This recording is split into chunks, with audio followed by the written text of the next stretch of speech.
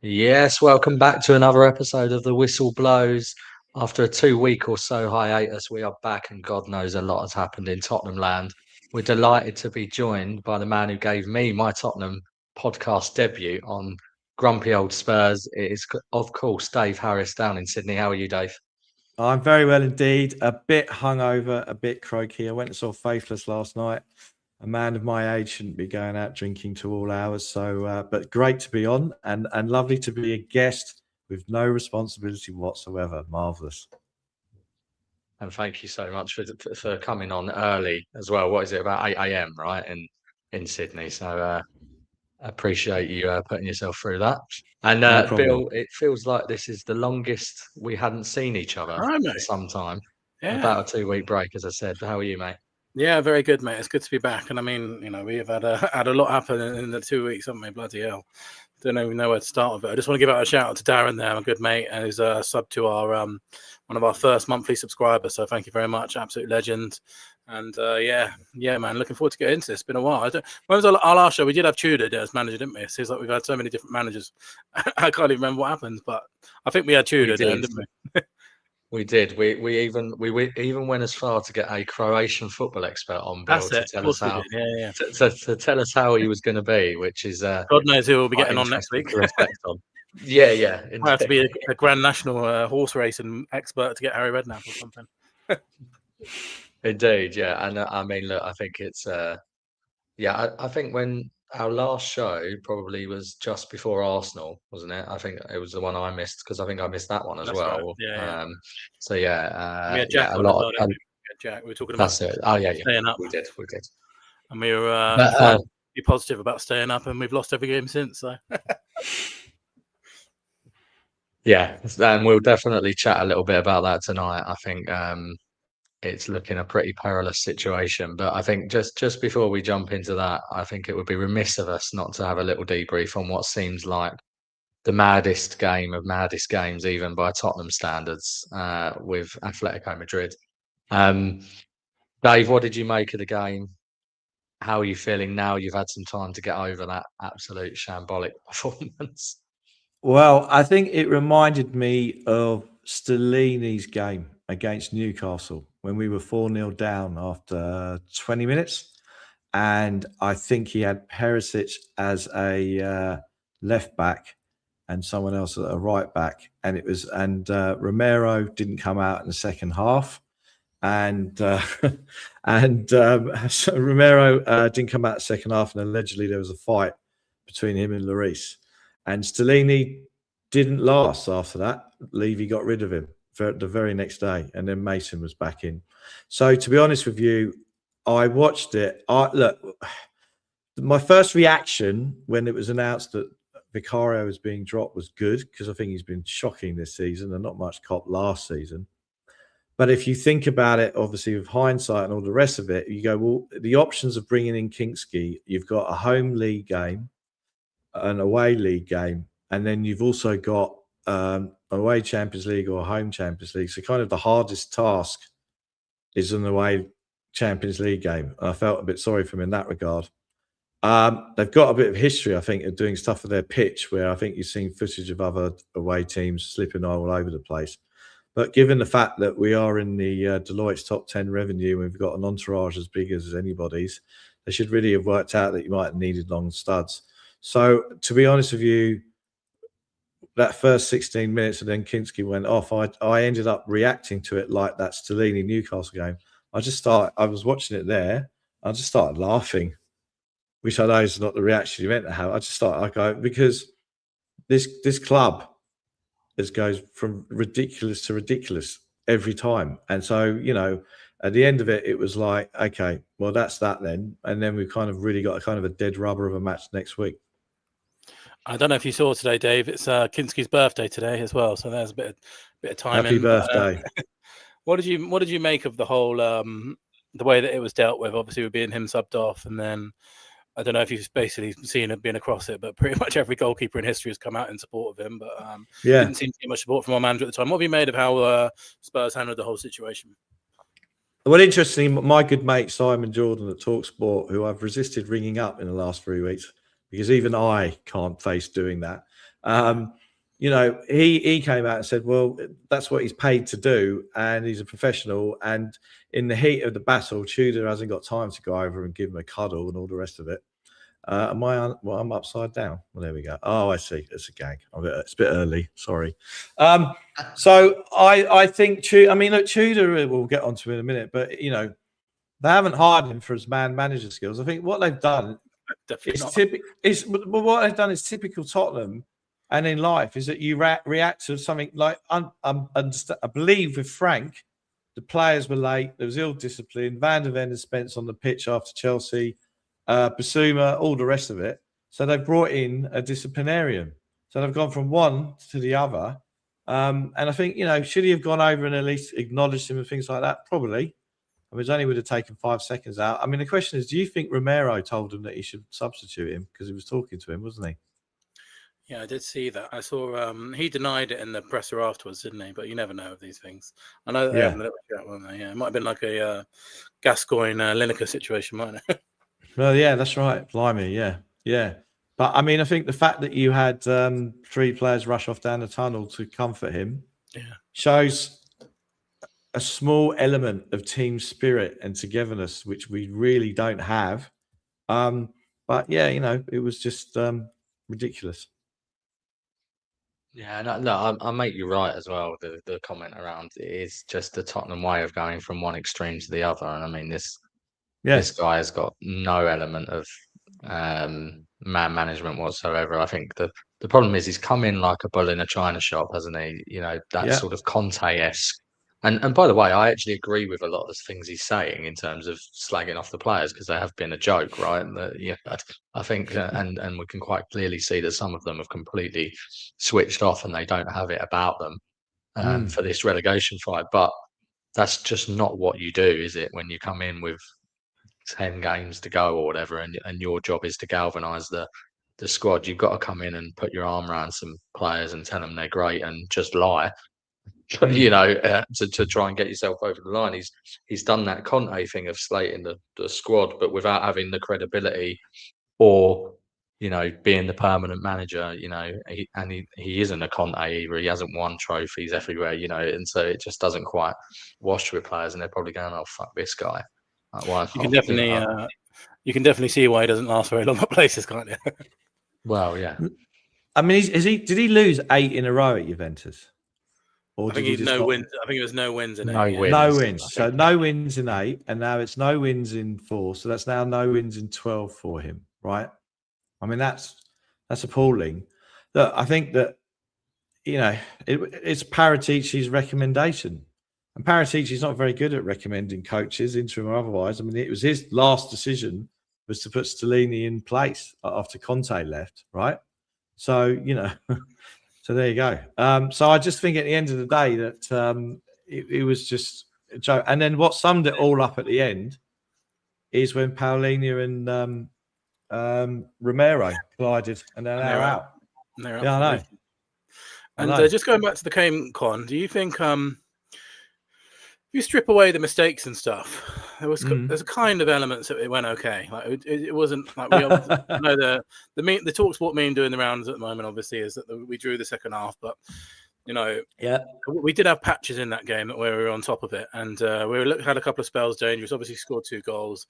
Richarlison misses an absolute sitter, and then they go and score. Yeah.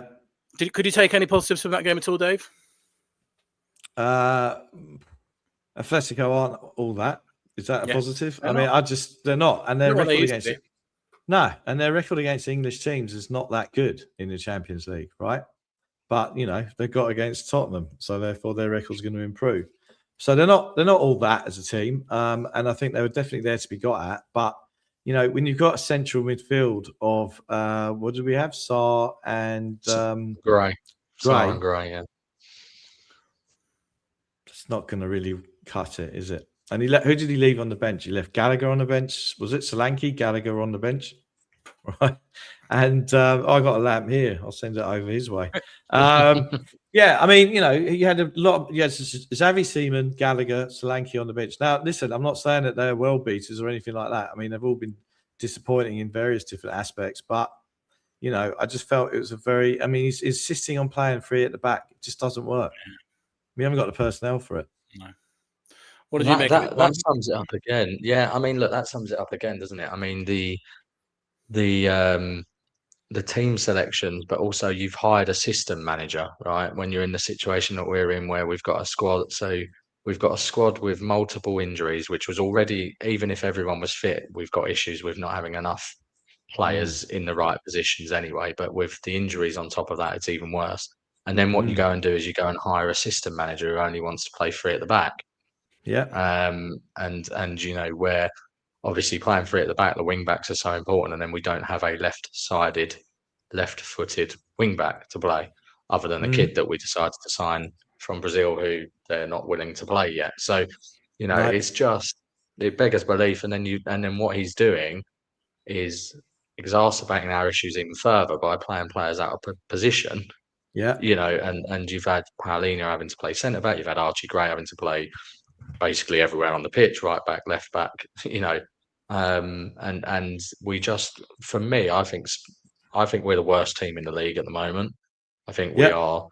I think we're the least balanced team in the league. I think I said it last time we were on, Bill, with Jack, that I wouldn't fancy us to beat a lot of championship teams at the moment, just on the pure fact that we don't have any fight and we don't have any balance. And so, I would, if Spurs were playing Millwall at the moment and Millwall are sitting third, I think, in the Championship, I'd fancy Millwall to turn us over. So that's the worrying thing, I think, at the moment. I think it's just it's an absolute shit show. And I think with the Athletic game, I think we did have moments in the game, but at the same time, a lot of that was game state. I think, they were, the game was won for them, and they were going through the motions a little bit. And we might as well get on to the big topic then of Tudor. Do you think, Dave, that he's? It seems that way, and we will talk about the Ornstein tweet that just literally dropped a couple of minutes before we went on in a second. Yeah. Do you think this is going to be his last change in charge, no matter what happens on Sunday, Dave? Well, I hope so. I mean, to be honest, he should have gone after Atletico. Really. Palace. Could have gone after Palace, I think, as well. Yeah. Well, yeah, I mean, absolutely, because we don't have any free hits here, right? We do not have any free hits for the rest of the season, right? And if the warped thinking of Binay and Langer is, well, we're not going to get a result at Liverpool, and they might even keep him for the Atletico game just so that he's the punching bag there, and then you're going to basically have the new person come in. Whoever's going to come in next, I want them to spend as much time on the training pitch with the players. We just, as I said, there's no wriggle room here, right? There's an international break coming up. Most of them will go off on the international break, and no doubt we'll do interviews with the local press and talk about how dreadful it is at Tottenham, and they're all looking to get out and all the rest of it. So he should have, Palace, he should have gone after Palace because that was a must win. But Liverpool, I'm hoping it's his last game because I have a dreadful sense of foreboding about Anfield, which we'll get onto, no doubt, at some point. Yeah, and Connor, we often talk about the owners and how everything's ran. I was just about to read that myself. Yeah, perfect. So David Ornstein has just tweeted saying Tottenham are actively working on candidates to replace Igor Tudor. If decision taken to make another head coach change after Liverpool trip, unclear whether would be interim again or longer term appointment, but THFC exploring options. Tudor's come out today in the press conference, and again, he sort of said the same thing which he's been saying a long time, which he didn't realise how bad it was. Connor, do you just think this again sort of plays into how much of an absolute mess things? Because surely, if your manager is about to manage a really important Premier League game, yeah, it's okay. It's a game that we have a pretty poor, a dreadful record, in fact, and no one's expecting us to get a result. But do you think it's absolutely mental that we're publicly, this has come out publicly when we still have a manager in place? It's just the way of Tottenham, isn't it? I mean, it's no surprise at all. I think it's again, we can't keep anything under wraps like this either, can we? Just this is quite clearly going on behind the scenes. They're obviously panicking, no doubt. As you say, I mean, you wonder with Tudor's comments how much. I mean, we all know that it's mostly true, but there is probably a little bit of self-preservation there as well from him of like, I know I'm going to get the bullet soon, and therefore I'm going to say how terrible it is. So yeah, I mean, look, I think it also wouldn't shock you if this was something that Tottenham leaked to Ornstein. do you know what I mean? As well. That's what it sounds like. To, That's what it sounds like. Apparently, yeah. Apparently, it has been. yeah, to make it appear like something is going on. I don't know what they're going to do, to be honest, at this point. I don't think the problem is that, as you said, they've got to do something. They've got to roll the dice again. And the thing is, we all said it with Frank as well. I think it got to the point with Frank where all of us were on the same page of saying it's worth rolling the dice. Unfortunately, they've rolled the dice and hit a 1 badly. Yeah, with from a 2 to a 1. From a 2 to a 1. Somehow managed to find, in the sort of way that we continue to make disastrous decision after disastrous decision, they've somehow managed to find a manager that is worse than what was happening. So yeah, it's going to be interesting with the next one. And Dave, I think the timing is really interesting because I think what they were maybe planning to do with this is try and get through to that international breaks, and I think we got 3 weeks off after that because we've got no FA Cup game either. But the problem with that is, for me, that Forest game is one of our biggest games in our history. Surely Tudor can't be manager for that game, whatever happens, right? Oh, 100%. And that's why, again, I'd have got rid of him now, right? And if we're going to end up with Frank was in charge for the Dortmund game, it was a European game, the West Ham one, and then he got Dortmund, I think, or Burnley. It was Burnley. He got Dortmund and Burnley. He should have gone for me. He should have gone after West Ham at the very latest, in my mind, right? And really, the doubts kicked in big time. Was it Chelsea was before Arsenal, wasn't it? I mean, that Chelsea game. That was my last draw as well. Chelsea. Yeah, that's right. So we left it too late. So with him, Tudor now is basically he's doing a Conte without winning any titles or being a decent manager, and that's what happened. Now the fact of the matter is I don't want him there for Atletico. I know it's a dead rubber. We need players, and we certainly cannot be there for Forest. But as you said, this Forest game is huge. We've got to win it. So what do you reckon, Con? So if he loses on Sunday, do you think what's going to happen with Atletico? Are they going to get someone in before that, or do you think they'll just wait? Because it feels a bit harsh giving a new manager Atletico straight away. I don't know what's going. I don't know. It's just a mess, isn't it? I don't know what. Do you reckon he'll go after Liverpool and then we'll get someone in for Atletico? Or I don't know what's going to happen. Well, the thing is, whoever they're looking at now has got to be someone who's available, isn't it? So should be able to start the drop of the hat. They're not going to be getting into conversations about a manager that's in a job. Clearly, I don't think anyone worth their salt is going to take it on a permanent basis. So they're not going to be looking for a permanent manager either. And obviously, they're still just, their plan is basically to get Poch in the summer, right? Is depending on what happens with the relegation situation. So, whoever they get in, they should be able to turn around quickly, unless it's a Sean Dyche where it sounds like there's a settlement agreement nonsense. So you could quite imagine, although it sounds like he's turned us down, which, I mean, that tells you where we are as a club. Who thought we'd be speaking on a podcast about being turned down by Sean Dyche? But you could also imagine a situation where we try to get Sean Dyche, we think we've got him over the line, and then suddenly there's a clause in his settlement agreement which means we can't get him, and it's Morgan Gibbs White point too. But yeah, realistically, I think you may as well give the new manager Atletico, because no one's going to. It's a bit of a free hit, and then that manager gets longer on the training ground, right? Yeah. To Dave's point, I think you just need to get. I think the longer you leave this bloke behind the scenes at Tottenham, around players quite clearly can't stand him. You're just risking it getting worse and worse and worse, I think. Which I suppose, Dave, moving on to who then? Yeah. And obviously it seems like everyone who's ever had some sort of tenuous link to Tottenham is throwing their hat in the ring. Jurgen today, I saw Jurgen Klinsmann. Jurgen, who actually, for what it's worth, Jurgen Klinsmann's probably got a lot more managerial credibility than some of the names. Harry's been telling anyone with a microphone, hasn't he? At Cheltenham. Yeah. So and Sherwood as well. Sherwood, yeah. So I think you've had Poirier on the BT on Wednesday. Yeah, I'm just waiting for Mido and Raymond Vega to throw a tweet out to say that they fancy it. But yeah, Dave, who are you thinking? So, okay, me and Gibbo discussed it on Grumpy Old Spurs this week, and I said to Gibbo, Grumpy Old Spurs, Lads at Tottenham was the Cheese Room YouTube channel. I've been doing that for about 4 or 5 years. I never thought I'd come to the day where I'm going, we should get Sean Dyche in as a Tottenham manager, right? Never, ever have I thought I'd see the day, yeah? There's a link to the show. I think you get Dyche. Now, I was looking up Defoe. He left the club in 2024, so he coached one of the youth teams. I don't know if he's got his badges or not, but the way I would do it is I get Sean Dyche in. He knows he's done relegation battles before. He'd love to stick one over Forest. That would be for him a great thing. I think he got a bit done over at Forest. I think some of the players Everyone does, like him. Everyone does.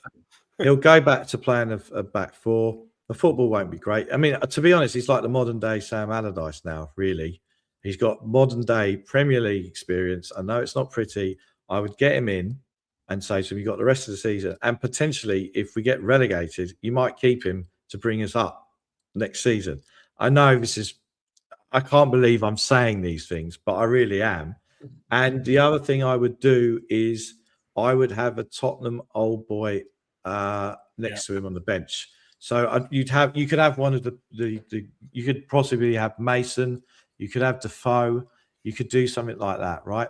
Because Gibbo actually made a really good point. He always makes good points, but one of his many good points he made this week is he said that he was talking to a Liverpool fan that when they got Dalglish back in, and Dalglish had been out of the game for quite a while, it was a bit of a car crash, him being the coach and manager, legend, and it didn't go well. And I think with Redknapp, who, self-promotion is his middle name, I don't want Redknapp back. Glenn Hoddle is my childhood hero. Here's the shirt, there's the pictures, right?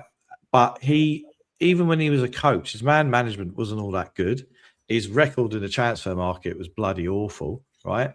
So people are sentimentally going, we've got to get someone in with a connection to the club. I get all that, but I would be having one of the younger coaches or the younger ex-players or a King or a Dawson or something like that. So that sat next to Dyche on the bench is that you got someone who is Tottenham, and that's what you should do. I think that's really, really important. And Connor, there's a couple of reports today already saying that Dyche is sort of rejecting it or he's not keen on it, which I don't know what about you. Do you think that's a new low for Tottenham if Sean Dyche rejects us? But my concern over Glenn Hoddle and Harry Redknapp is they've just been out the game for so long, right, Connor? Like, it's just the game has changed so much in that 10. I think Hoddle's been, 10, 15 years as a manager or something like that, even longer. Redknapp about 10 years as well. Where are you landing on this, Connor, at the moment? It's so hard. Dyche was my choice. Part of me. Dyche was that's who I wanted. But apparently he said no. Apparently he's going to reject us. Yeah, and I get all of the reasons why both of you are saying it as well. And I think the problem is we are almost falling into that trap of what we were discussing earlier of, going from one thing to another. So at the moment, one of the big criticisms of Tottenham is that there is an identity crisis. There's no Tottenham men there.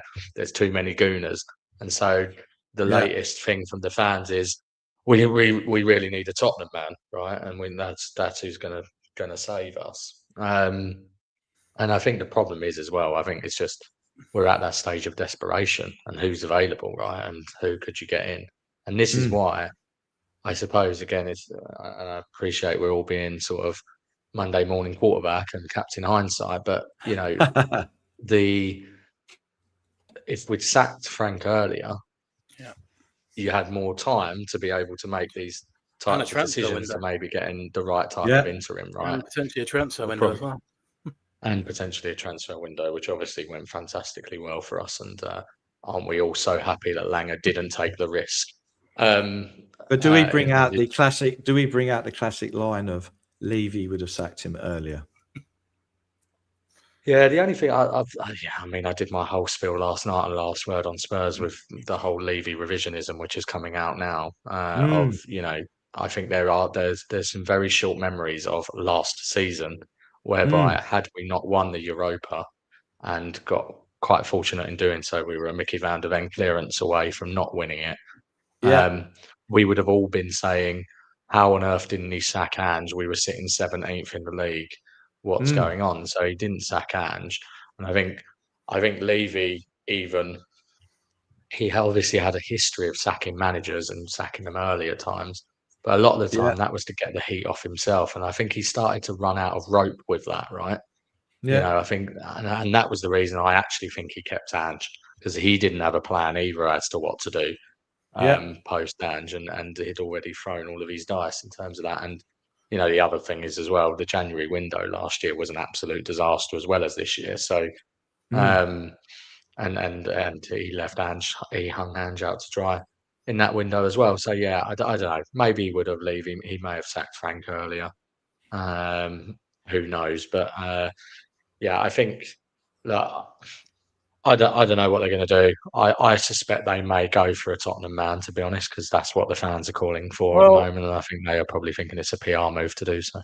Yeah, and had he not been down in the Championship and done not the best job, obviously got sacked earlier in the season. It's been at Tottenham twice, one pretty successful spell for a short period, one not so successful spell. But obviously ticks all the boxes in terms of Tottenham, a bit more modern. He's been around the club for a very long time now. He's worked under, Mourinho, Conte, Ange, Pochettino. Do you think we're going to play the Ryan Mason signal might go out again, Dave, and that it would be third time lucky for Ryan Mason, because that's someone who ticks all the boxes, but it doesn't seem to be getting a lot of noise. But I think that might be because it's already happened twice, and he didn't turn over leaves at West Brom either. So this will be Mason 3, the trilogy, yeah? 3.0. Yeah, Mason 3.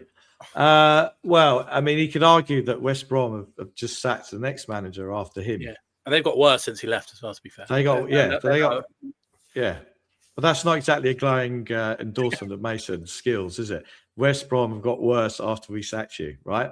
So the thing about Mason is he does not have the coaching experience of dealing with a relegation battle, although saying that West Brom are going to go down, but he's sent them down.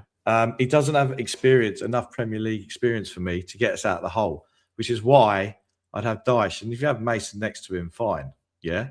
But I think that I've got a feeling it's going to be Mason, and maybe they'll put an old boy next to him. That's what I think. To give him some guidance. But then who's your old boys? Listen, a couple of things. Tim Sherwood. We're playing Liverpool this weekend.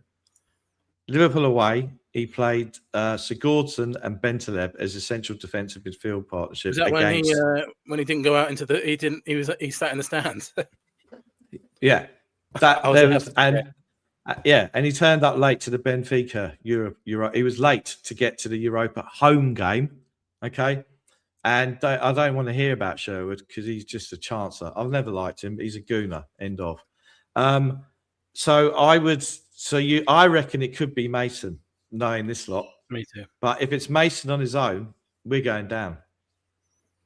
Okay. What would you think about Mason, Con? Because he does tick a lot of the boxes in terms of what they apparently want, and obviously I think the biggest problem with Tudor, and I agree, most of the stuff he's saying has been right, but the disciplinarian approach has not worked at all. He's had no reaction from the players. He seems to have pissed them all off with the Kinski thing. Mason would obviously not be that. He would be arm around the shoulder kind of manager. He probably would be quite popular with the players.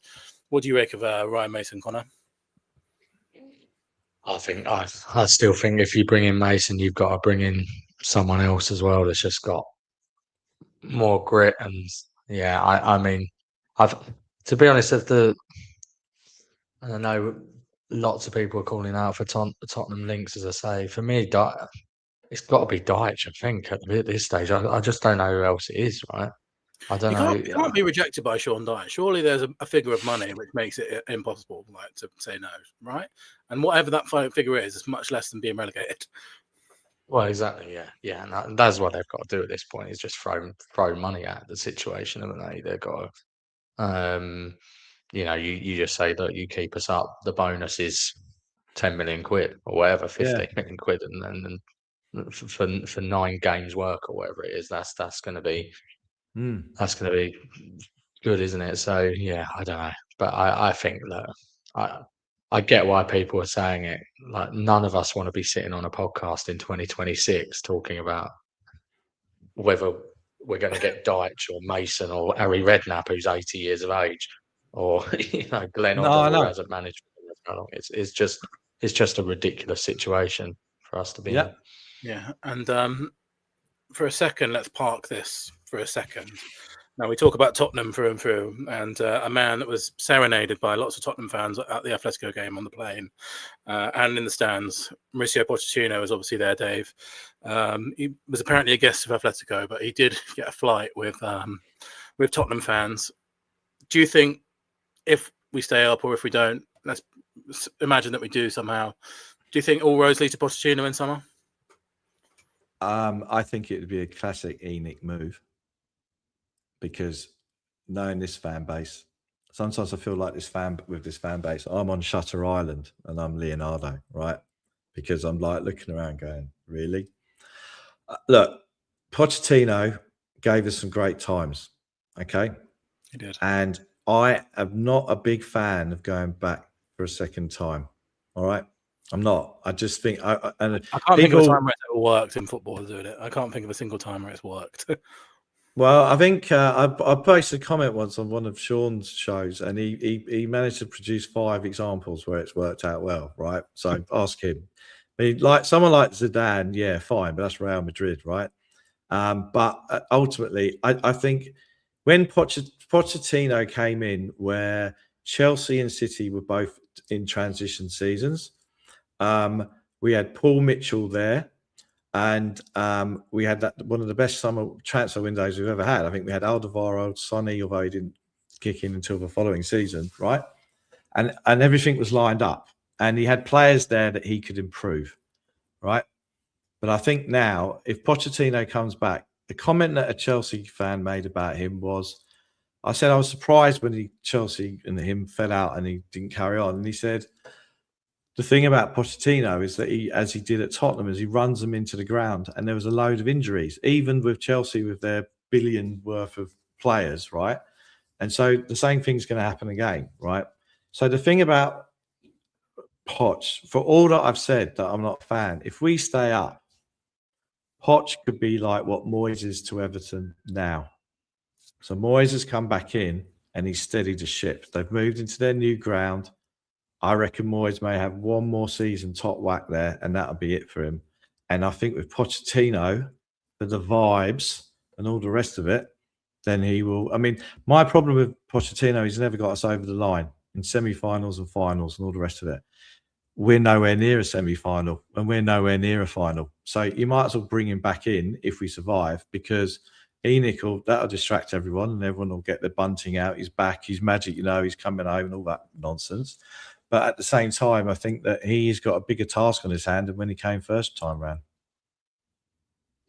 Yes. I think, to be fair, I do think with some of that, with him not getting over the line, I think that is somewhat reflective of ENIC rather than him, though, and the squads that they gave him, and the fact that, behind Jan and Toby, he had Carter Vickers sitting on the bench, and he had Josh Onuma sitting on the bench. And, as soon as we had any player missing from the starting 11, we had an issue. And as you say, the job he did, in spite of the ownership, with the backing he was given of only, £13 million net spend over 5 years each year, I mean, was pretty remarkable. And he did inherit a pretty poor squad. It's not in the state that we're in now. I agree with you on that. And I think there is I think the fans will be more patient with him than they would be with whoever else, another that comes in. And I agree with you, though. It's the perfect card for ENIC to play, isn't it? They know. Let's assume somehow we do stay up. I don't think we're going to. But they managed to hire him in the summer. I think it is their perfect card to play to get fans back on board. Sorry, I realised I've plugged in my laptop. That's pretty bad. Sorry, very unprofessional. That's all right. No, that's all right. I think. Just on that. Sorry, I mean, when you say that about Poch, right? I will point to you, Sonny, left wing back, Chelsea semi-final, and I will point to you. For me, my first doubts about Poch was that semi-final in the cup against United. We went 1-0 up. It's effectively a home game because we've been at Wembley all season. And Mourinho did a number on him that day, and he sat there in his Bielsa-esque crouch on the side. He's not doing anything. He brings on Mora, and it was quite obvious the play needed to be stretched, and just sent him down to play down the middle, right? So but again, we're 5 minutes ago. We talked about Sean Dyche being our manager and not getting relegated. So let's all have as nice problems of picking the wrong left wing back in an FA Cup semi-final. We'd all be delighted, wouldn't we? We certainly would, mate. We certainly would, and we'll definitely revisit that topic once this absolute storm passes. And Steve, speaking of a storm, Beast obviously says here, what happens if we beat Liverpool and we do have a game against Liverpool? I don't think you have too much to worry about there, to be honest. But Tudor obviously came out today and said that, Palhinha confirmed that Palhinha and Romero will be following concussion protocol, and they possibly won't even be back for Atletico either. He also mentioned Gallagher had a fever. He mentioned that Bissouma seems to have picked up a knock somewhere. I think it's 13 players in total that were missing. He also seemed to confirm that Vicario will be in goal. I think I read that on the Spurs website. He must have said that somewhere. Connor, is there any sort of chance we can get a result of the weekend against Mid?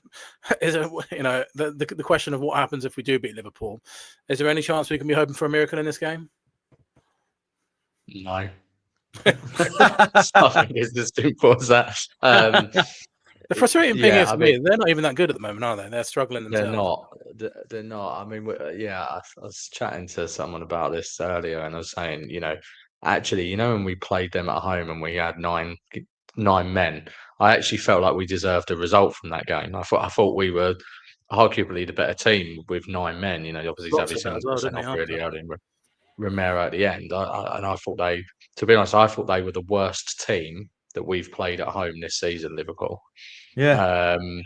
Then they're obviously not playing anywhere near as well as they did last year. The problem is our record at Anfield. I mean, Dave and I were chatting about it backstage beforehand. It's just horrific. And then when you add on to that these players missing, I mean, this on the screen doesn't even include Gallagher, who's potentially out as well. It's one ground. Even Pochettino never managed to win there. He won everywhere else.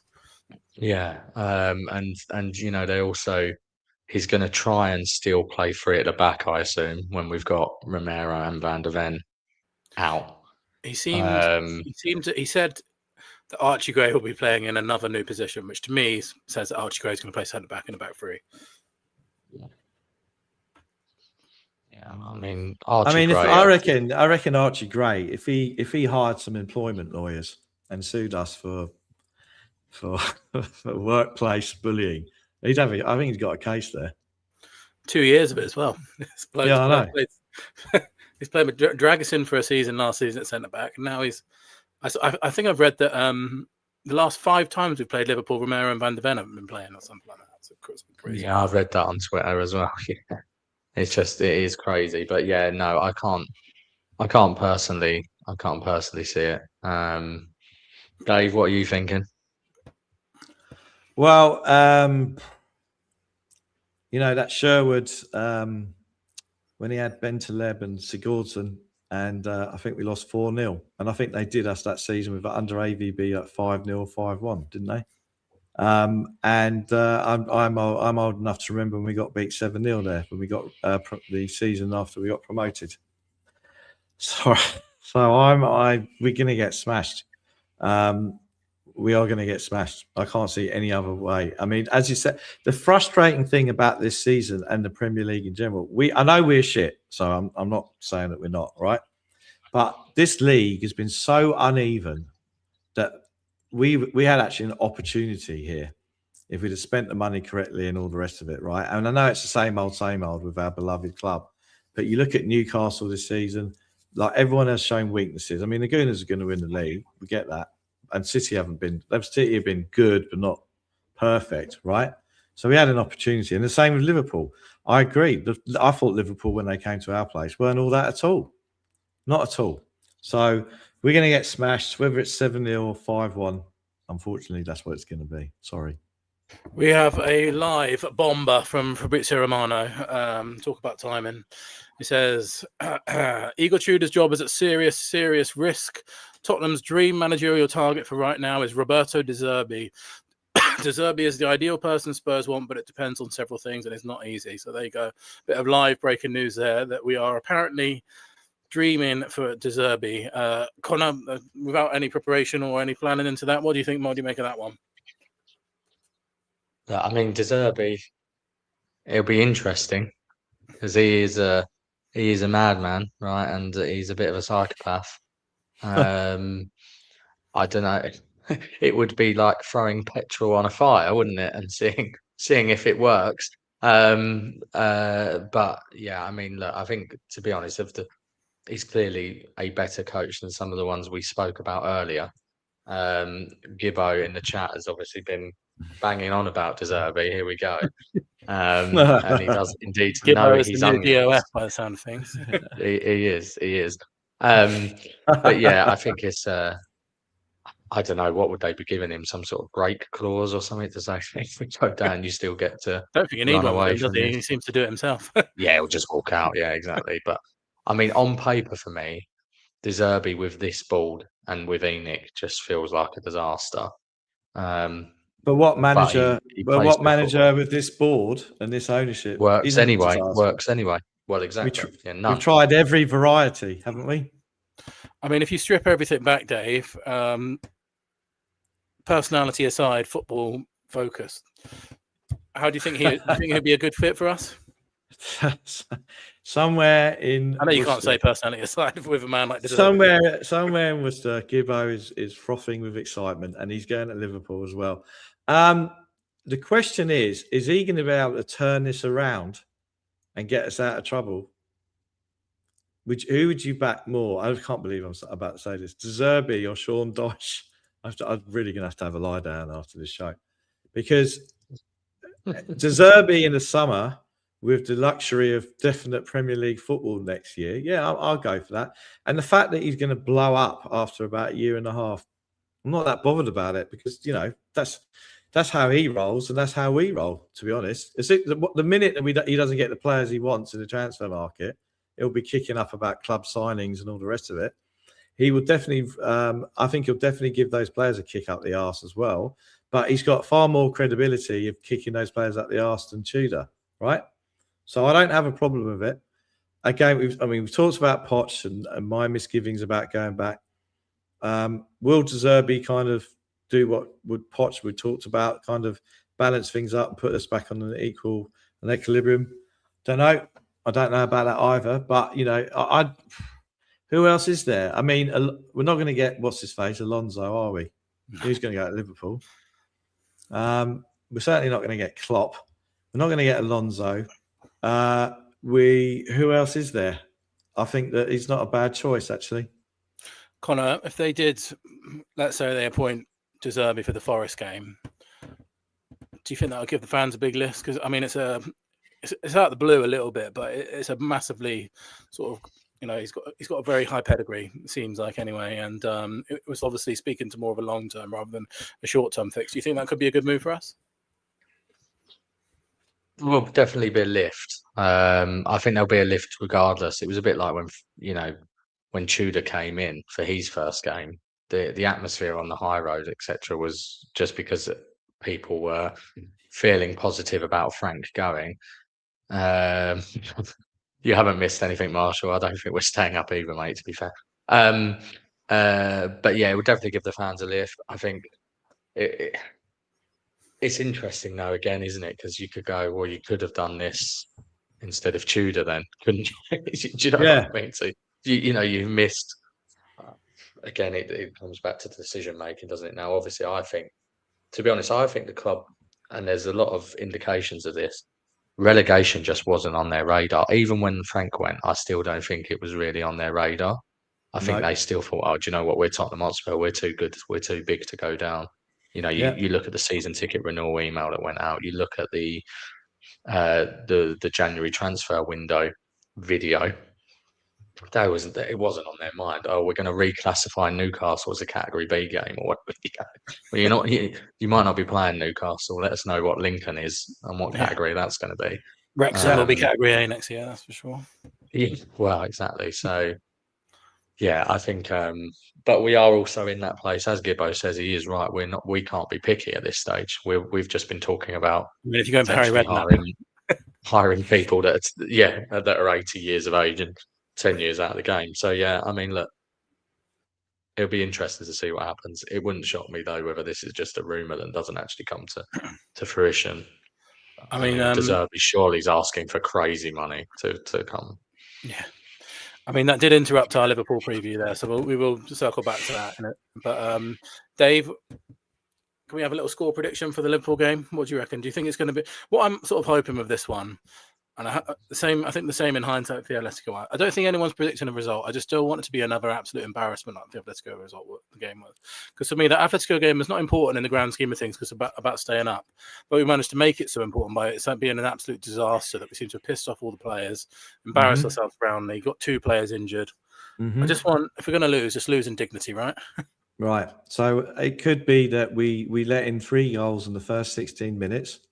Vicario slips over twice and is substituted for Kinski. And then we lose 5-2. There you go. I think that we're going to get done 4-1. Richie will score. He loves scoring against Liverpool. And no doubt will take 5 against them in the last 6 games. No doubt takes his shirt off, gets a yellow card, and is suspended for the Forest game. That'd be typical, wouldn't it? Yeah, without a doubt. And I'm just really worried that he scores like a late winner or something and gets VAR off, as always seems to happen there. And let us know in the chat what you think about the score as well. And Connor, what are you saying for how do you think this one's going to go on Sunday? Yeah, I'm going to say 3-0 Liverpool. I actually don't think we'll score. Yeah, I think 3-0. I think it'll be really comfortable for them. I think yeah, it's just going to be. It's one of them. I think, to be honest, I've sort of written it off in my own head already. Yeah, me too. Like I just want to get to that Forest game, get Romero back. Hopefully, Van der Ven will have got over his suspension. Not that either of them are exactly setting the world alight, but you get my point, and you hopefully get some players back. I don't know. When is the Forest game? What it's is a week on Sunday. But interestingly, Tudor did mention that Udogie will be back for Forest, which is big, at least. I think that's big, just because of the balance, to be honest. And it's for me, it's a shame with Udogie that he gets injured so much, because it means that when he does come back, he's never quite getting to that level of consistency. Because I see a player in him, and it'll be important to get him back for balance. But just to move on to something slightly different, now obviously, I think all 3 of us have been very, very critical of the ownership over the years, and certainly the shtick on this podcast, but is on also Grumpy Old Spurs Lads It's Tottenham, which is Dave's show. So please go over and subscribe if you haven't already. Is certainly to be critical of ENIC and the ownership and the board. And obviously, this week I'm sure everyone has seen the fan advisory board minutes, or at least seen the news articles about it, whereby Vinay has done the classic that I'm sure we've all done in businesses of, oh, it must have been Joe Bloggs' fault, who was here before me, as to why it's such a shit show, and obviously laid the blame firmly at the feet of Mr. Daniel Levy. And I don't think, pulled up here just a couple of extracts from the minutes, which I found particularly interesting, but this one here is sort of the overall summary of the key issues identified. I'll give you my take on it, and then I'll ask the guys for theirs. I think all of this is pretty much true, to be honest, and is probably what us as fans have been saying for some time, around not having the right focus on the football team, lack of specialists, not enough delegation, the wage structure being wrong. Men's squad needs more leadership, experience, better players. The culture's wrong. It's all of the stuff that we as fans have been saying. However, Dave, I'll start with you. Do you think this is just Vinay in his classic sort of PR communication way, knowing what fans want to hear and putting it in there? Or do you think they are actually cognizant of these issues and they are actually trying to change? Well, his dig at Levy began, one of his early digs at Levy was in that infamous January program notes when he talks, was it player trading? And he talked about putting in a management structure, an executive team in place where there's more collaboration. It's not just depending on one person. It's more of a team effort. So there's a little dig there. When he got the main gig or kept his job and Levy went, there was a comment about knowing the right time when to sell a player, which I thought was a good deal. But there's a slight problem with it that you've got to actually replace him in the squad, which they didn't do, which was just ridiculous, right? And what I find interesting, and no doubt you'll be on across this, Connor, is that he got in this bullet points here a wage structure and player transaction approach that had impacted competitiveness in the transfer market. But then he goes and talks about what they're going to change around that. And then 3 bullet points down, he talks about the financial pressures that we're under. I don't get that at all. What made me laugh, a couple of other things about this meeting, they had 2 lawyers at the meeting. So that's good. And then also they did a staff survey recently in relation to the culture. So they did a staff survey. Does that include the players as well? Would hope so. I suspect it probably doesn't, to be honest. And I suspect it doesn't. No, and I have to say, look, that same point for me really irked me, Dave, around the financial fair play pressures, because that used to be, and it came up twice. This was the other extract where it comes up where they talk about how we've been loss making for a number of years, and that's why we have to be careful about being compliant with financial fair play rules. Now, assuming we don't get relegated. Obviously, then we're in a whole different world. From a financial fair play perspective, we have always been in the healthiest position because of our underspend on wage, and that continues to be the case now. I mean, on the latest 24-25 numbers, I predict our squad cost ratios at something like 57%. And if you're in Europe, that can be 70%. If you're not in Europe, which we won't be, it can be up to 85 under the new rules. So this is just a complete bollocks, to be honest, and is the classic thing that Levy used to do as well, and Tottenham have done for a number of years, where they bang on about FFP and they bang on about being loss-making. By the way, basically every Premier League club is loss-making, to basically try and hamper down and play down what we're going to do on transfers. And that was my read of that point again. And so, yeah, it massively irked me to see that point. Bill, I suppose the other one here, again, it was interesting that they really made this point of on-pitch success being the number one priority and focus, which is interesting for me, again, given that has certainly not been the case. What did you make of this? So I spoke to someone spoke to me. I spoke to them about someone that was at the meeting, and they for a bit of balance, they said, obviously I know that the Fab have had a number of meetings with the club, and they said that it felt like the first time someone had actually been honest with them, like properly honest. Yeah. I know that it's taken some flack that, you know, people are just saying, well, he's just passing the buck on Levy. But for me, I mean, that's the situation that we're in. We said it many times, Connor. I hate this Levy revisionism that's going on at the moment. And I do think, you know, the shadow of Levy is a lot to do with why we're in the mess we're in. So I do think a lot of what he said is true. Having said that, I think him and Langer have been absolutely shocking since they were given the keys and the reins, and I hope and doubt they will be in charge of it come next year. But I do think they were true. But again, it's easy. It is easy to just blame the person before you, isn't it? And I think, you know, I think the problem is we're in at the moment. It's very obvious what we want to hear. We want to hear that you know, success is going to be prioritized. And as we said, with all the, you know, in the program notes and all of this, you can keep saying it as much as you want, but it's actions that speak louder than words. And until we see that in summer, then it's just another communication, which, you know, how out of date does that program already seem since the January transfer window, you know, after what followed in the January transfer window and how of an absolute disaster it's been.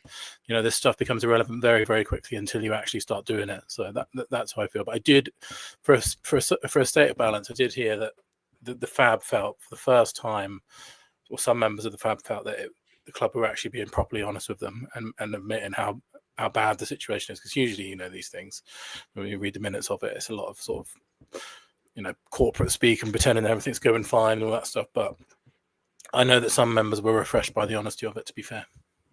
Yeah. Did you and see? look, Sorry, sorry, go go on. on, Dave. Did you see there was a reference to a statue in the singular, not the Saw plural? that. Yeah.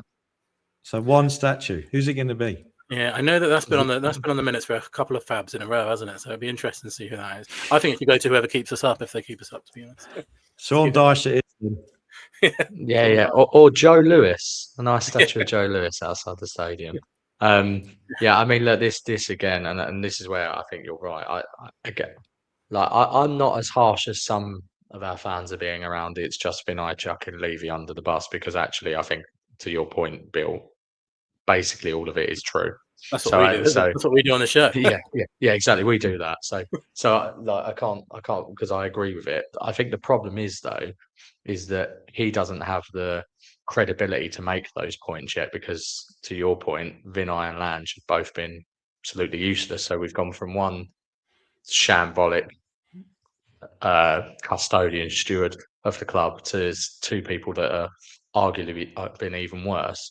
Now, the bigger problem, as always, is Enix overall. But Vinay and Langer have been terrible, not made decisions in the January window. You know, if we felt like we'd done all we could have in the January window, and then he comes out with those types of statements, I think most fans would have gone, all right, well, at least you've tried something. But that January window was so shambolic. There's that video. There's no actions. It's just words. Yeah, so that video by Langer at the end of the window, that could be the longest suicide night in Premier League history, because that could send us down, right? What I find interesting also about the Levy revisionism, what I've heard since Levy's left, and again referring to my good mate Simon Jordan and other people are saying, there's no football people on the board. There's no football people involved making decisions, which they're saying after Levy left, right? Levy has a track record of making appalling footballing decisions, right? Spot on. And so, you know, if you look at that, even when he joined, was he? He wasn't a football man when he took over. No. So, he played a big part in the FA Premier League and the governance of this, that, and the other, and financial fair play, which is probably why City don't want to deal with us. But, you have this situation now that board, you got Charrington, he's not a football. He's not, apparently, by all sounds of it, he doesn't know anything about football. We've got some bloke from NASA or something, the American. Aeroplane executive, yeah, Eric Hinson, yeah. Right, okay, so he's been to the moon and back. That's handy. And then we've got, who else have we got? Cold Cuts. Yeah, Savage Garden there, Dave, like that. Yeah, not really. No, let's try and avoid Lighthouse family tonight, yeah? So, we've got... So, but Levy, before and with Levy, he's not a football person, right? You actually had people in that. There you go. I saw that as well. So, that's one thing about Levy. And then the follow-up to the Fab thing, which I found highly amusing, which is when Daniel Levy suddenly rings Harry Redknapp. I was going to mention he hasn't spoken to him in ages. And he speaks to Harry, knowing that Harry is the soul of discretion. And it's up leading into, the racing week. Yeah, that's right. Oh, please, no more Lighthouse family. And so basically, he tells Redknapp that he was marched out. He was marched out without any warning whatsoever. I mean, in the corporate world, that's pretty standard. 1, 2, Martin Yole, half time. We could go list of examples. So I didn't feel that bad about it. And then wasn't even allowed to say bye to players. Harry Kane, apparently, as well. The list is endless. But the club's got an appalling record for that, even pre-Levy, to be fair, in terms of how it's treated Pat Jennings and other people as well, right? And then the other thing he said was, if I'd have been chairman, I'd have appointed you as manager. Brilliant. I mean, some things are beyond parody. Yeah, I mean, it is genuinely beyond parody. I think the thing is with Levy, I think it's a little bit like the Ange stuff as well now, where, because what has come after has been shit, with people revisit and sort of think, maybe it weren't so bad. But two things can be true, like Levy was shit, Vinay is shit, Langer is shit. It's just the history of us, right? That we just Yeah, continue to hire Wallies. yeah, But yeah, I also agree with you around it. This whole footballing thing on the border. I mean, we've spoken about it before, Bill, but like for me, you don't need to have you don't need to put Glenn Oddle on the board of directors, right? What we need to do, because Man City don't have a footballing person on their board, Arsenal don't have a footballing person on their board, but what they do have is they have a sporting director below that who they actually delegate to, give full autonomy to, give the keys to, and they say yeah. you go and make the football decisions. And what they And don't have is reports into the board. That's what happens. That's it. Yeah, And they don't have Stan Kroenke calling up Eze to try and do a transfer deal like we had Daniel Levy calling up Eze. Andrea Berta's making the call. mm, So this is what they actually need to put into place. The problem is that at the moment we don't have a sporting. We need to have a Ralph Rangnick type, right? Who's going to go, look, yeah, I'm going to rip up this footballing side of operations. Dougie yeah. Friedman, obviously, we're linked with at the moment in that And sporting director Pinto is the position. other one as well, isn't it? From Bournemouth, he's Yes, obviously signed some very, very good players there.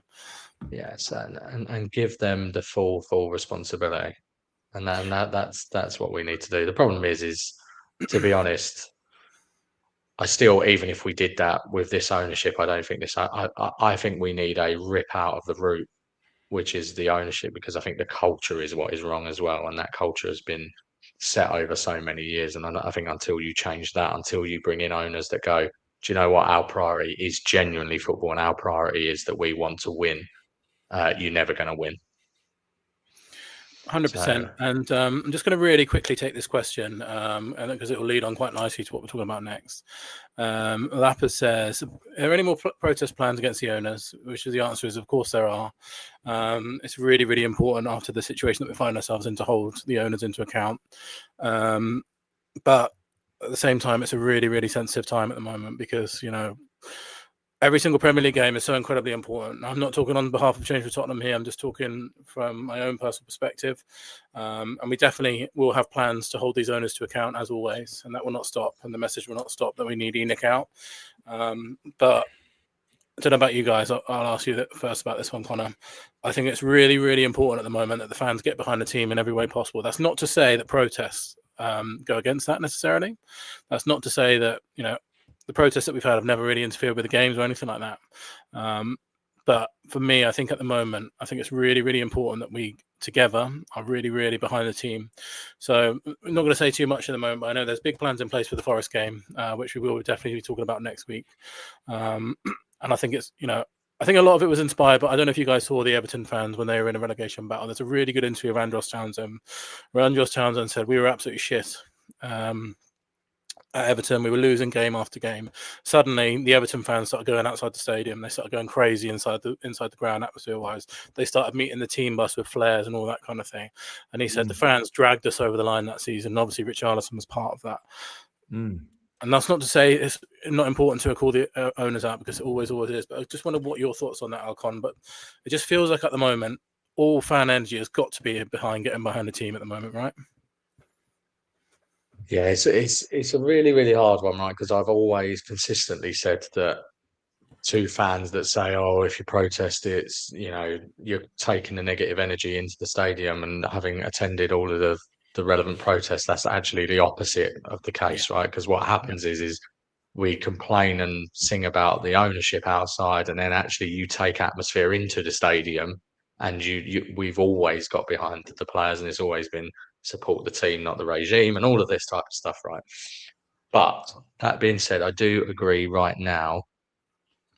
The point around protests and change for Tottenham and momentum with change for Tottenham is about getting numbers anyway. And I think now you're going to have fans even more divided than they already were about that point. So it's not the sensible time anyway in terms of getting momentum.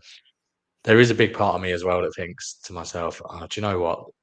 These players, the way that they're being at the moment, they don't really deserve to put it onto the fans again. Yeah. And all season we've had to read crap on social media and from journalists about, oh, it's those entitled Tottenham fans and that's the reason they're struggling. And, and it just makes me feel sick whenever I read that, and again, this feels like we are having to But this is what it is. This is, it's the whole victim mindset, right? And the rescuer mindset. There's this classic bit of psychology about, when you've got the alcoholic in your family or whatever, and everyone rallies around them to save them all the time, but they keep letting you down time after again. And that's Tottenham. And we are the family, the supportive family that's trying to get them through that.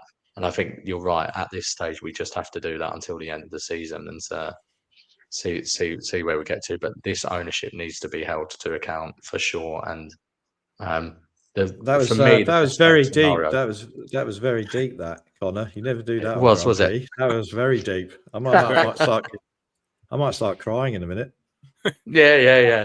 But I think the best case scenario for me would be we somehow string a set of results together, which means we're safe by the time of the final day. And then at that Everton game, you can organise something that is, a serious protest against the ownership, and we don't need that Everton at home game to stay up. And without a doubt, once this is cleared up either way, we are going to be, hopefully that. If this doesn't lead to the biggest ever protest against these owners, and I don't know what will, the fact that we are so unbelievably close to being relegated, way too close. And, people compare it to last season as well, but last season we were about 16 points clear, 13 to 16 points clear of relegation at this stage. We ended up 18 points of relegation. So it's almost been, this is as close as we're at, probably, we're 1 point above the drop zone in March at the moment, which is absolutely unheard of for Tottenham. But Dave, I just wondered I don't know if you saw that Everton stuff that was doing the round, and do you think, I think Connor is right. It shouldn't be down to fans, especially after what we go through and how much we pay and the crap that we've received don't come in our way. But I just feel like as a fan base, at least we'll then know that we tried to do everything that we could, right?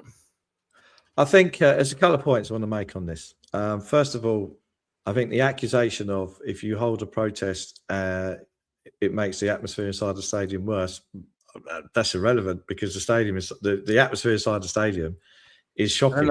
People start booing the players a couple of minutes. Yeah, I've got I've got family who still go. I've got family that still go.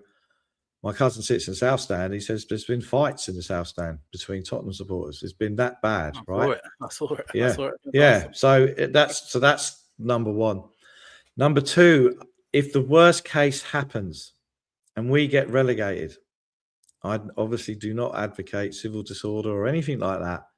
But you imagine that stadium that we get relegated. We either go into that Everton game relegated, or we get relegated. The absolute outburst from the supporters inside that stadium, those who remain behind, and there's those who have walked out, and how they feel about the players and how they feel about the ownership will come out in all its form, right? And I take you back to the game against City at home, which was Nuno's first game, and the atmosphere inside that stadium, that was sort of like a therapeutic thing after COVID. Everyone had been locked up for a year and a half, and everyone got together in a communal way. And the atmosphere, even halfway around the world, you could hear it, right? But the complete opposite of that, and the doomsday scenario, if we get relegated, it's the stadium that will be the ones that there'll be revolt. Right. Again, I am not advocating civil disorder or anything like that. That's what happens. We've had a chat, myself and Connor, about protests because I'm of the view that I've been ENIC out since my last straw was AVB, and I was patient after the Berbatov Campbell disaster. Right.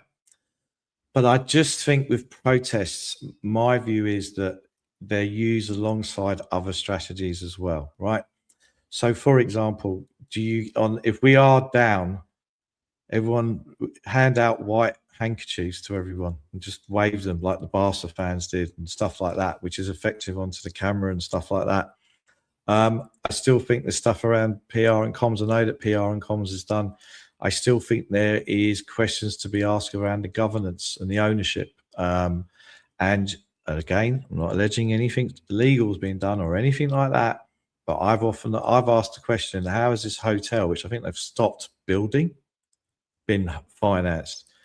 Go-kart tracks, all this kind of stuff, and all these different companies that's within the structure, which I don't have to disclose how the money flows between each one. You could get a forensic accountant maybe to look at the accounts for all of them. And this is a typical structure for this kind of private equity kind of thing.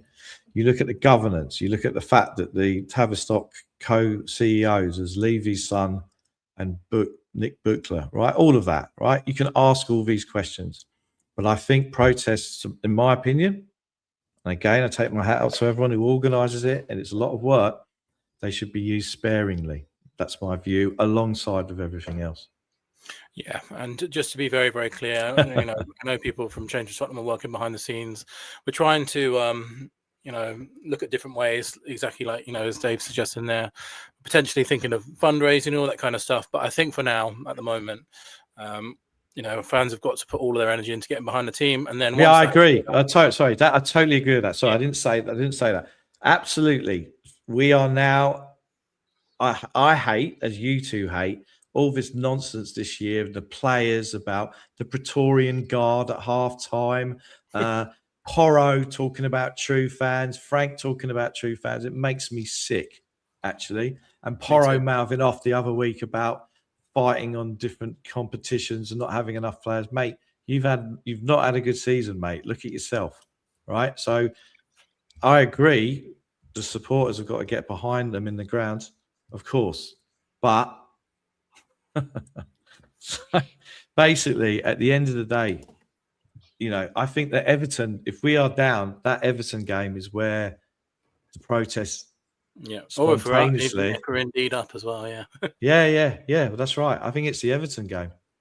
Yeah, I completely agree. And but I know there's a good group of lads trying to get some stuff together for the Forest game, and there's some other stuff going on behind the scenes. So keep an eye on that as well. But I just want to. I know we'll probably wrap up soon, guys, won't we? But I just wanted to go on that, Connor. I mean, the next two fixtures, I think we can agree. In the grand scheme of things, probably aren't going to be the deciders on whether we stay up or not. It'd be great if we get a win at Anfield, but come on, we never do that in the best of times. How big do you think that Forest game is, Connor? Do you think it's? I mean, for me, it feels like one of the biggest games in my lifetime, for sure. Yeah, it's massive. You could even make the argument it's as big as the Europa League final, right? I know that was to win a trophy, but I think this is definitely, in terms of being make or break for going down. And just for the listeners on audio, we're just showing here the remaining relegation battle fixtures across the teams who are in it. For me, as I said before, the Liverpool game's a write-off. That next 4 games after that, so Forest at home, Sunderland away, who are starting to decline a bit, Brighton at home, Wolves away, is critical. That needs to be probably, you need to have 2 wins in there at least, I would say, given the momentum of some of the other teams around us. And I look at West Ham at the moment, and I can't see us finishing above West Ham right now, based on the trajectory of the way the 2 clubs are playing. They're a point behind us now, even though they've got that. I mean, they've got some dodgy fixtures in there, and you'd hope they're losing the next 2. They're getting results, though, aren't they? Sadly, they're getting results. They are. I think we've got to somehow drag a Leeds back into it. Yeah. But yeah, we've got to win at Forest. There's no. I think if we don't win that game, we're definitely down. I think even if we win it, we're still at big risk. But yeah, we've got to win it. And Dave, why I think the question keeps coming up about protesting and all that stuff. There'll be a lot more conversations about it. But for me, if you look at those remaining 4 home fixtures: Forest, Brighton, Leeds, and Everton, that's the difference, right? That's where we essentially are going to decide our future. It feels like those 4 home games, right? I mean, I know that all of us for the last maybe for the past month, we've been going through our remaining fixtures and looking at where we're picking up points, right? But the simple fact of the matter is, at the moment, possibly only Gray aside, no one else is in form. No one's playing well. No one. I can't think of anyone other than Gray. And Gray, within the limit and restrictions of him now, I think he's no longer a teenager, I believe. He's 20 now. And you see that he's trying his heart out. I think you see that Tell is trying his heart out, but a limited player, right? For the rest of them, they are bang out of form. So we need to get that win. It's very important, and it's the Forest game. Because if we don't get that win there, we may not win another game the rest of the season. Sorry. It just feels That's what it absolutely is. monumental, doesn't it? It feels Yeah. monumental, that game. And then interestingly, if you look there, we've got from the 22nd of March to the 11th of April off. So, God knows what happens in that time. I did see a couple of people saying it'd be a great time to get the new manager in there. And the problem with that is, Connor, a lot of our players will be off on international duty anyway, won't they? So the poor manager won't even have anyone to work with anyway.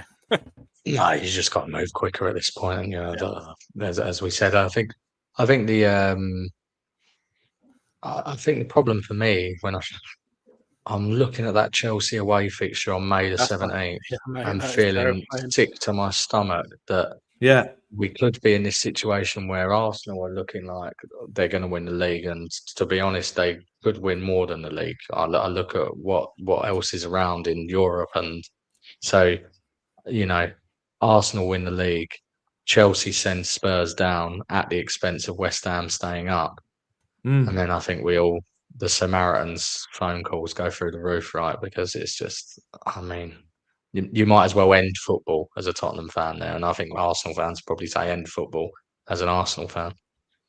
I mean, I've got a ticket to Chelsea Tottenham, the pre-season friendly.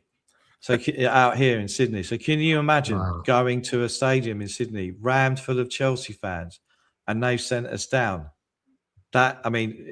There's too many scenarios about how awful this is, but that is the scenario that you've just described. Then, Connor, is an absolute shocker. It's terrifying. It's terrifying, but we'll be there to cover it all.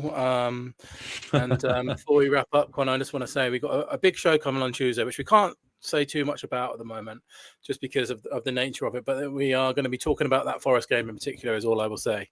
But so look into that. And Connor, any other messages before we end up? I just want to say it's been amazing to have you on, Dave, and we'll definitely look forward to getting you on in the future, hopefully in better times. But any messages before we wrap up, Connor?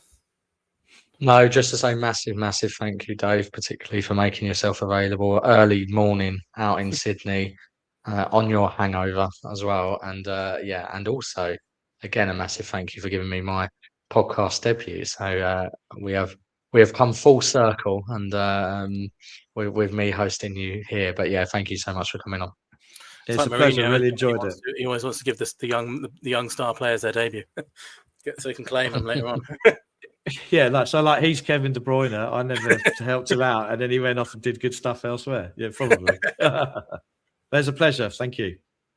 Right, and please do drop a like on the way out, and make sure you also get over to Lads It's Tottenham, Grumpy Old Spurs, and subscribe to Dave and Gibbo over there. And I'm regularly on there as well if you haven't got sick of hearing my voice. But yeah, thank you so much, and come on, you Spurs.